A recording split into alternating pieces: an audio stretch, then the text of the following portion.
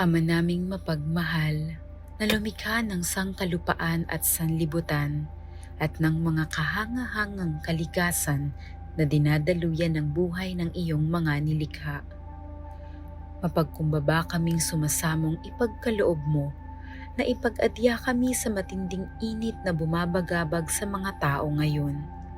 Humahad lang sa mga gawain at nagdudulot nga ng panganib sa buhay at hanap buhay. Bumuhos nawa ang biyaya ng ulan upang tubigan ang aming mga bukid at mga nanunuyong lupa. Mapigil ang mapipintong krisis sa tubig at kuryente at pati rin ang aming uhaw sa tubig araw-araw. Sa hudyat ng iyong salita, sumusunod ang hangin at dagat.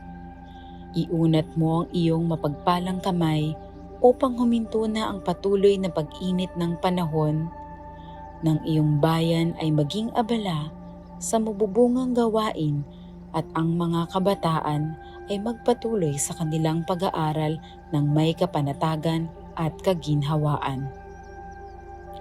Diyos naming maawain at mapagbigay, imulat mo ang aming mga mata sa kayamanan at kagandahan ng iyong mga nilikha at hubugin mo kaming maging mapagmalasakit para sa kalikasan.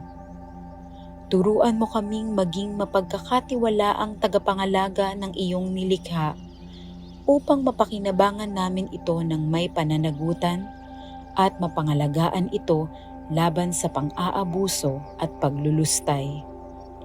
Ngayong panahon ng krisis, mahal naming Panginoon, himukin mo kaming lalo pang magbahagi, maglingkod at magmahal.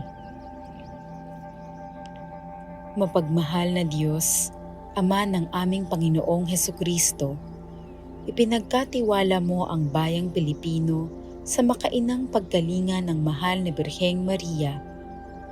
Dinggin mo ang aming mga panalangin ipinamimintuho namin sa Kanya para sa pagtataguyod niya sa amin ang bayang labis niyang minamahal.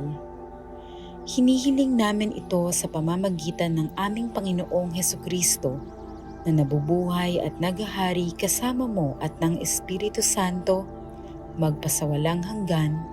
Amen. Mahal na Birhen ng Guadalupe, ipanalangin mo kami.